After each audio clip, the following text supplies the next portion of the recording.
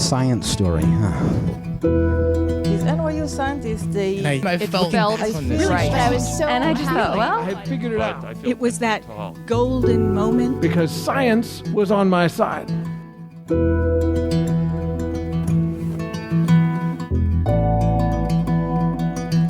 Hi, everybody. Welcome to the Story Collider, where we bring you true personal stories about science. I am your host, Erin Barker, and this week we're presenting stories about black holes. And in true Story Collider fashion, we mean that both literally and figuratively.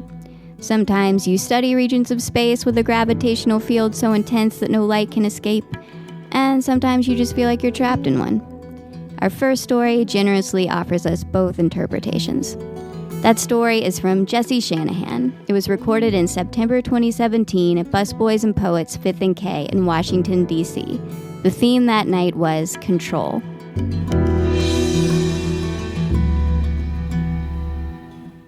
So I think everybody here probably has one of those days that you'll remember for the rest of your life. This is the day that I will remember for the rest of my life. I remember it was the first Tuesday in September of my senior year of undergrad. Seemed like a normal morning. I woke up, the alarm ringing too early, as the alarm always rings too early, and I tried to sit up. And I couldn't. I tried to roll over. And I couldn't. Any attempt to make any sort of movement generated the most excruciating pain I've ever felt in my life. I'm talking my whole body ached in a way that, I've been injured a lot and I had never felt anything like this. And I was an athlete. All through high school, I played 3 varsity sports. In college, I played ice hockey and rugby, which terrified my mother. I was used to having a certain amount of control over my body. Even when injured, I knew, a sprain, 4 weeks, maybe 3 if I push it. Okay, a break, I can wait a little longer. I knew what my body could do, and if it hurt, I knew why. But this time, I had no idea what was going on. And yes, I made it out of the bed eventually. And I made it to my doctor, who told me to take ibuprofen and go home. I then got a whole barrage of imaging scans, blood work, you name it, and was told, go take more ibuprofen. And I kept pushing and pushing and going to different doctors, and I got told everything from take more ibuprofen, which was getting really old at this point and also doing nothing, to, I remember the first super, professional spinal specialist I saw told me, your upper back looks great. I said, that's not the problem. My lower back's what hurts. And he says, well, everybody's lower back looks different, so take more ibuprofen. It seemed to be really like a theme of those months. And the hardest thing I think about it was that it never ended. Every day I woke up, the pain was there. And every time I went to bed, the pain was there. And as time passed, it became my normal. Like, I remember having this conversation with a really close friend at the time. And I broke down and I said, I had this dream last night. And in my dream, I was in pain. And now all of my dreams, I'm in pain. And I said, I can't remember what it feels like to not be in pain anymore. Like, this has become my normal. And of course, I decided that the smart thing to do at the time would be to switch careers completely. So I left linguistics and I switched to astrophysics. Yes, that was quite the career switch. But I did land a really great research position studying the objects that I think I'll spend the rest of my life trying to figure out. And those are supermassive black holes. And so, not to break the rule of no learning at Story Collider, but I'll tell you a little bit about them because I think they're amazing. They're some of the most energetic, luminous, exotic objects in our entire universe. And they exist at the center of pretty much every galaxy. And here's the thing about them, though, is that in astronomy, we have a very specific way of finding them. We look for a very characteristic signature. But of course, I can't like the easy way to do things. And so I like the galaxies and the black holes that are really dusty and really gassy and maybe just tilted ever so slightly the wrong way so you can't see that characteristic signature. Instead, what you have to do is you have to analyze every bit of data and come up with a portfolio, symptoms, if you will, of the black hole. And as my research progressed and I learned more and more physics and math than I ever thought possible, my disease progressed as well. And I learned very quickly that the physical pain and the physical symptoms weren't the worst part.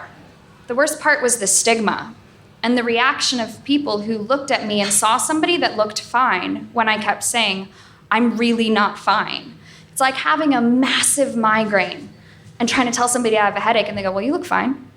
You're fine. All the doctors saying you're fine. There's nothing wrong. Everything coming back normal. But you know deep down inside of you that really things aren't fine. And slowly, as I saw more and more specialists, basically for every new symptom that arose, they sent me to a different specialist. So I've seen dermatologists, I've seen internal medicine doctors, immunologists, geneticists, neurologists. I mean, the list just goes on and on, and so does the medical bills.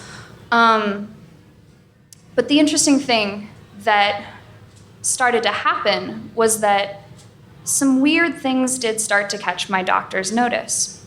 In one particular case, I had a spinal specialist want to do a procedure on me. This procedure is considered non-invasive, but I beg to differ. Basically, it involves a needle about this big that they insert into your spine about 30 to 40 times.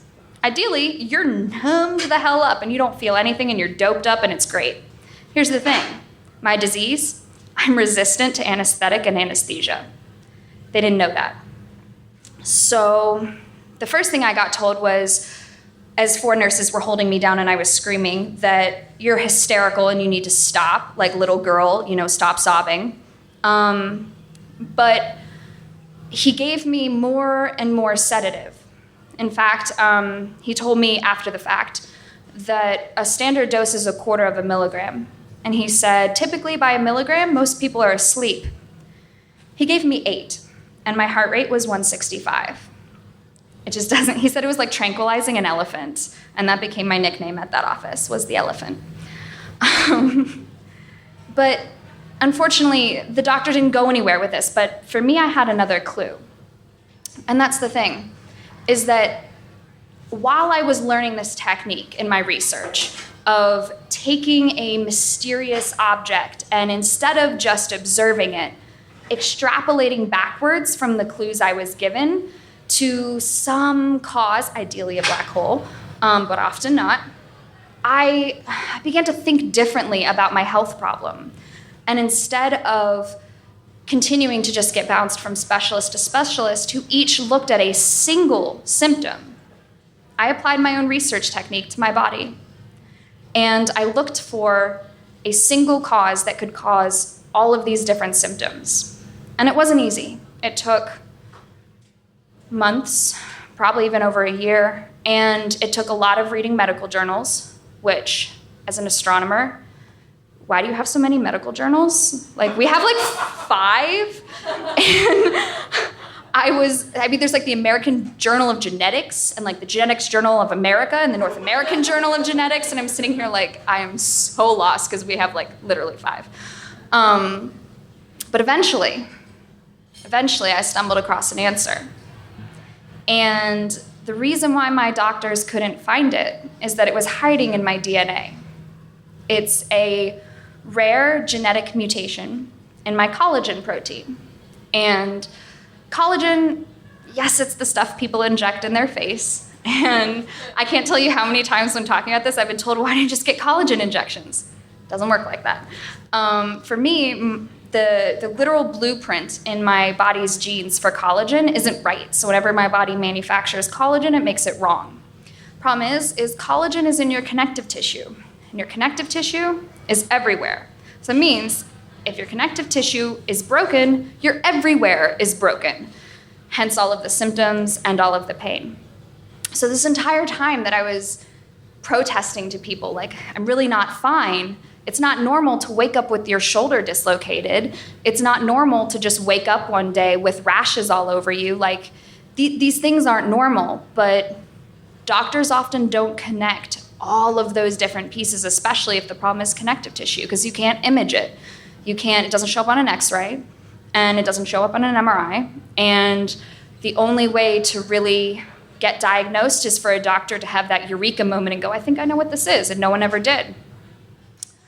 So I did bring my portfolio of evidence, much like my portfolio of research, to my doctor, who referred me to an internal medicine doctor who made what's called a clinical diagnosis, which for genetic conditions means they don't do that gene test, they just kind of look at the symptoms and go, yeah, I think this fits.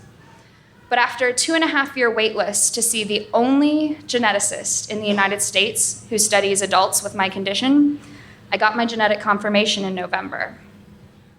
And, this entire time that I had been dealing with this, if there's one thing I remember, it's how afraid I was. I went from being adventurous and maybe a little thrill-seeking and loving to take risks and putting my body in all kinds of harm's way just because it was a sport and it was fun. And I went from that to anxious and fearful of anything that could make me worse. I didn't go outside. I stopped doing pretty much everything because anything that would make it worse was something I didn't want. And although my condition is progressive and it's incurable and there's no treatment, having a diagnosis, I'm not afraid anymore. It gives me my control back. In a sense, I'm not afraid because it's not unknown. I know what's going on. I know why something hurts. And this really, really puzzles me as a scientist because as scientists, pursuing the unknown is the basis of research. The things we don't know are what excite us and what inspire us. They're not what we should fear. But when it happens in my personal life, I was paralyzed by fear, but in my research, it's something that I chase after. And it's very interesting to me because it's that pursuit of the unknown, despite our fear, that gives us technological progress. It gives us advancement of our species. But in my personal case, it saved my life.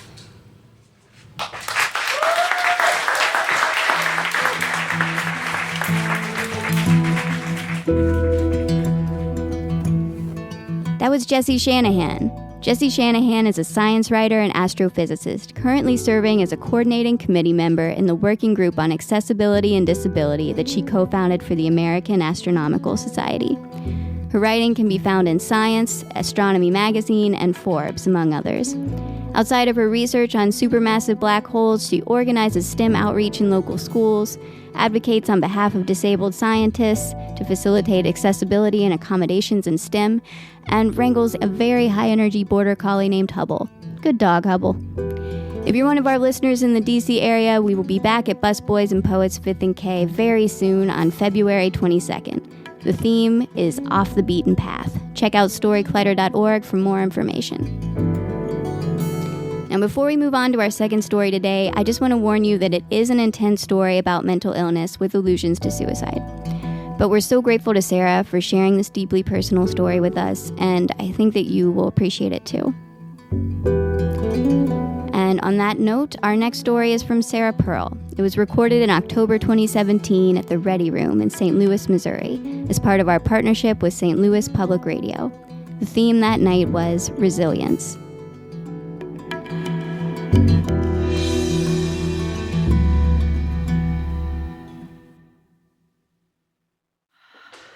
I was 4 years old the first time I mentioned that I wanted to die.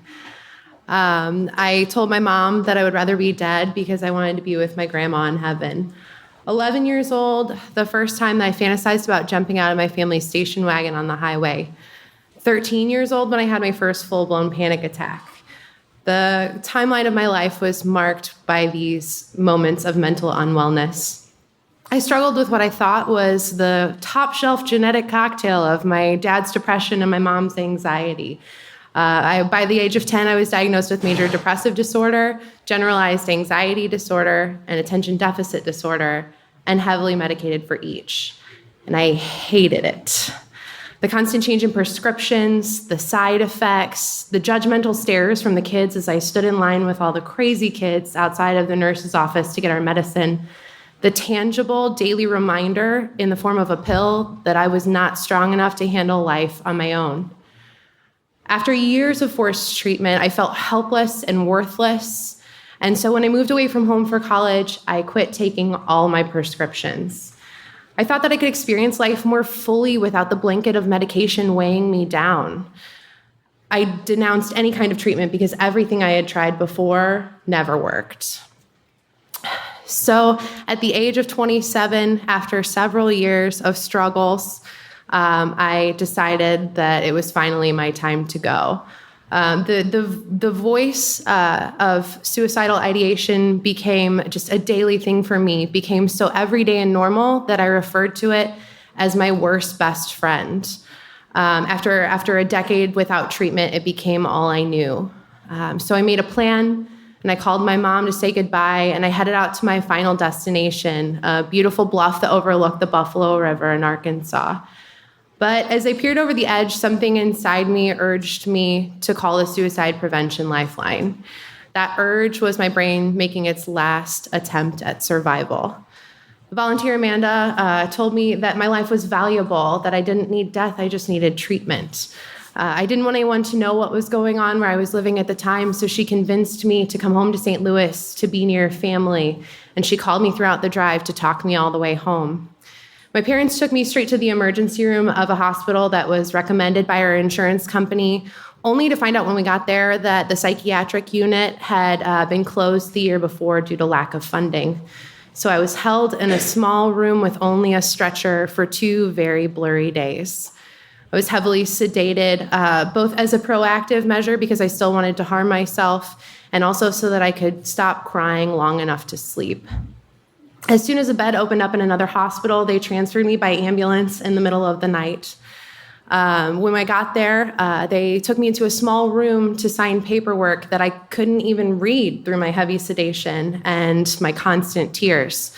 Unknowingly, I was signing away all of my freedom and every decision-making ability to a group of medically trained strangers. After that, they took me to my bed, and I cried myself to sleep silently. When I woke up in the morning, I was looking at a bed next to me, empty because my roommate had already left for breakfast. The windows were thick and darkly tinted with one-way visibility so that I could look out on a grayscale version of the world, but no one could look in and see me. I wandered down to the group room, and I still couldn't stop crying, only this time there was nobody around to judge me for it. As we stood in line for our morning meds, it felt like grade school all over again, except there were no normal kids around to stare. As the medication settled in over the next few days, I still cried, and finally on the 4th day, I stopped crying. Once I was fully medicated, my family came to visit for the first time, and I was so frustrated by how slow my thoughts and my speech felt. When my sister gently told me that I was actually speaking at a rate they could finally keep up with. I don't know what my normal pace was, apparently light speed. But that voice, that suicidal ideation, my worst best friend, was gone after years of daily abuse. And what was more terrifying was that I didn't know if or when it would come back.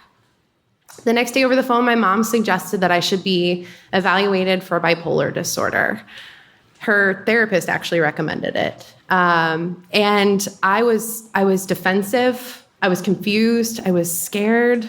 It's like, bipolar disorder? I don't black out and go into rages, and my mood's not up one second and down the next. And I knew that if it was on my chart, that there's no way I'd be able to get it off. And if I had bipolar disorder, who would love me, date me, hire me, book me as a comedian? All right? Surprisingly, plenty of people. But we didn't have any access to computers or devices. And so I asked the staff for information. I dove in head first. I've always been a curious person, and so when I'm faced with something that I'm afraid of or that I don't understand, I try to learn everything that I can about it. At this point, I didn't even know that there were different types of bipolar disorder. Reading the criteria for diagnosis was like reading a really accurate horoscope. I exhibited every single symptom of type 2 bipolar disorder. So they prescribed me a leading medication to treat bipolar and, oddly enough, seizures. And I started to feel like a better version of myself, one that I hadn't seen in a decade. Depression had stolen everything from me, including even my ability to read. But I'd still brought along my anthology copy of Hitchhiker's Guide to the Galaxy. It was like a security blanket with the words "Don't Panic" on the cover. Lots of Hitchhikers fans, great. And, with medication, I was finally able to read again, and I will never forget being shocked by the sound of myself laughing out loud again at the guide. Even though it's not science fact, I can say that science fiction made me cry tears of joy. So, but all that paperwork that I signed, even though I was feeling better, that paperwork meant that I had no say over when I was able to leave. So I blundered through the next couple of weeks with a lot of trial and error. I found out the hard way that the uncomfortable corner that the phone was in was for acoustic purposes. When I was complaining about the world's worst group therapy leader, resulted in a lot of glares from the staff. I learned that milk of magnesia is a magnesium supplement or suspension, best not taken after broccoli dinner, unless you want to suffocate your roommate with stench. I even made a fake cigarette out of a bendy straw and a piece of rolled up napkin, and I thought I was the world's most brilliant inventor, only to find out that everybody up on the geriatric floor did the same thing. So, but we spent a lot of our time coloring and doing puzzles and watching movies without ever once in 2 weeks being allowed to go outside. And the mindlessness of it made me feel like I was starting to make a backslide in sanity. So I started thinking about re-entering everyday life when I was out. I'd only been doing stand-up comedy for about a year at this point, but it was the first thing I wanted to do as soon as I was released. Comedy's always been my primary lifelong coping skill. Whenever I'm sad or upset, I diffuse emotion with humor. And I found in that first year that I was happiest when I was on stage making people laugh. As I started to feel better, I started joking around with everyone. I started writing down new ideas for material. And I made plans for performing as soon as I got out. One night when my roommate and I couldn't sleep, I did a set for her, and she laughed so loudly we got in trouble. So I really couldn't wait to do it. Comedy gave me a goal and a purpose and a reason for making it through the hard times so that we could laugh about them later. The time finally came for my release, and as I walked through the doors that my family had come through to visit so many times, I felt reborn. After 2 weeks of being stuck inside when the outdoors were really, really important to me, I expected to hear angels singing and see the clouds parting and to be overwhelmed by the senses of the outside world. What I saw instead was a rundown parking lot in Granite City. And the only sense that was overwhelmed was from the smell of the City Works facility nearby. But I spent my first few days with family and friends and the daunting task of dealing with insurance companies, hospitals, making appointments and getting prescriptions. And I stopped by the hospital again before I headed home to get a note for work. And as I walked past the one-way mirror windows of the group room, I couldn't see the women behind it, but I knew that they were looking out at me. And I wanted so badly to be able to signal to them in some way, to tell them to be strong, that they'll be okay, that if I can walk through this world with a newly diagnosed mental illness, they can too. One of the rewards for recovery is being able to pass through doors at your own will, something that I had completely taken for granted and never would again. Another reward for recovery was having access to information again. And so I dove right into the science behind my disorder. I found out that it's really difficult to diagnose bipolar disorder in children because it typically presents itself as depression and ADD. That likely my amygdala is atrophied from years of high cortisol levels and imbalanced serotonin. That the reason my medicine also is used to treat seizure patients is because the hippocampus is actually a source of both of our symptoms. That the list of people that I share my diagnosis with is really long and includes heroes of mine like Maria Bamford. That research is always ongoing, which means that even on days where I feel completely alone, somewhere there's a research fellow I will never meet who cares about me.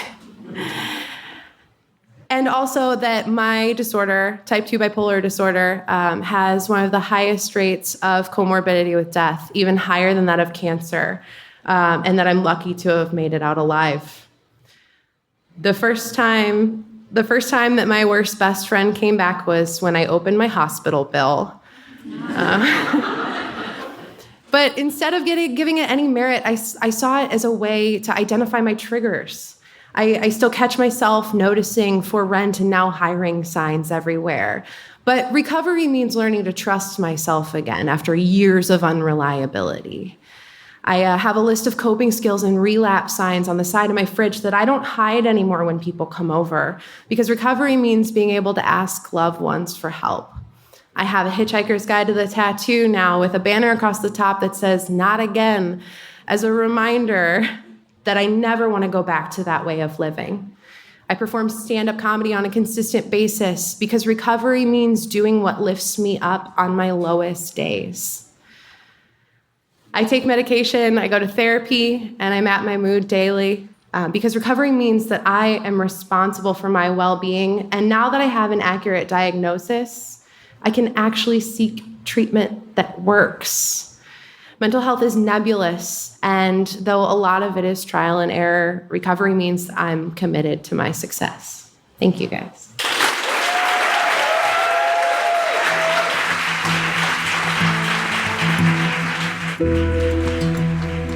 That was Sarah Pearl. Born and raised in St. Louis, Sarah is an up-and-coming comedian, musician, and storyteller. She's performed throughout the Midwest, most notably at Laugh Factory Chicago, Helium Comedy Club, and one time, a back porch without a coat during winter. Her honest and sardonic style has been referred to as kind of sad, but really funny. You can follow her at Stand Up Sarah. For our listeners in the St. Louis area, we will be back at the Ready Room on March 7th. The theme is Best Laid Plans. Check out storycollider.org for more information. If you enjoyed today's stories or are a fan of the podcast, please consider subscribing or writing us a review on iTunes. It helps us climb the rankings, and that helps new listeners find the podcast, and we really want to share these stories with as many people as we can. The Story Collider is grateful for the support of the Tiffany & Co. Foundation and of Science Sandbox, a Simons Foundation initiative dedicated to engaging everyone with the process of science. The Story Collider is directed by Liz Neely and me, Erin Barker, with help from our amazing staff and volunteers. The stories featured in today's podcast were from shows produced by Shane Hanlon, Miriam Zaringholm, Eli Chin, and Zach Stovall. The podcast is produced by Zoe Saunders. The theme music is by Ghost. Special thanks to Busboys and Poets in the Ready Room for hosting these shows, and to all of our storytellers all around the country for sharing these precious parts of themselves with us. Thank you for listening.